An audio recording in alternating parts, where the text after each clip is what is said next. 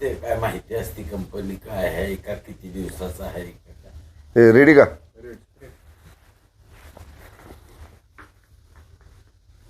राज्याचे उपमुख्यमंत्री आणि राष्ट्रवादी काँग्रेस पक्षाचे नेते माननीय अजितदादा पवार यांचं आज विमान अपघातात दुःखद निधन झाल्याची बातमी सकाळी समजली आणि या बातमीवर विश्वासच बसला नाही.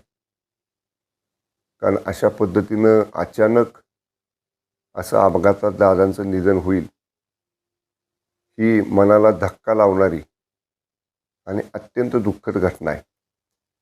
एक स्पष्ट वक्ता जे काम होणार आहे ते ऑन द स्पॉट करतो म्हणून सांगणारा आणि ज्या कामात अडचण असेल किंवा नियमात बसणारं नसेल तर जागेवर सांगणार की हे नियमात बसत नाही. म्हणजे इतकं राजकारणामध्ये स्पष्ट कोणी बोलत नाही. पण कदाचित ज्याचं काम होणार नाही त्याला नाही सांगताना थोडंसं दुःख वाटेल, वाईट वाटेल, पण त्याला परत स्पष्ट समजलं पाहिजे अशी परखड भूमिका नेहमी राजकारणामध्ये, समाजकारणामध्ये, शासनात काम करताना आदरणीय अजितदादांनी ठेवलेली होती. मी 2.5 वर्ष त्यांचा राज्यमंत्री म्हणून काम केलेलं आहे.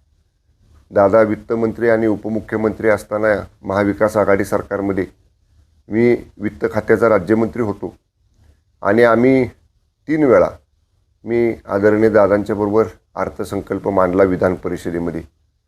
सारखे आमच्या बैठका अर्थसंकल्प तयार करण्यासाठी व्हायच्या. राज्याचं हित आणि सर्व क्षेत्राला अर्थसंकल्पात न्याय देता आलं पाहिजे ही दादांची परखड भूमिका ही नेहमी मला त्यांच्याबरोबर त्यांचा सहकारी राज्यमंत्री म्हणून काम करताना अनुभवता आली.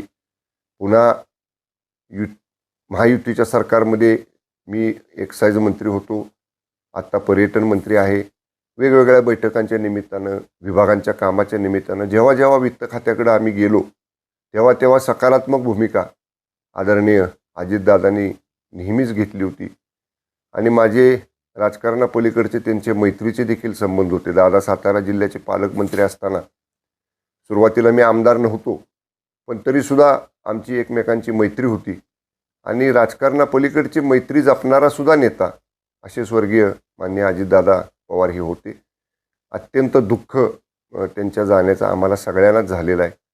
त्यांच्या दुःखामध्ये माझ्या 261 पाटण विधानसभा मतदारसंघाच्या वतीनं आणि सातारा जिल्ह्याचा पालकमंत्री म्हणून सातारा जिल्ह्याच्या वतीनं मी त्यांना मनपूर्वक श्रद्धांजली वाटतो.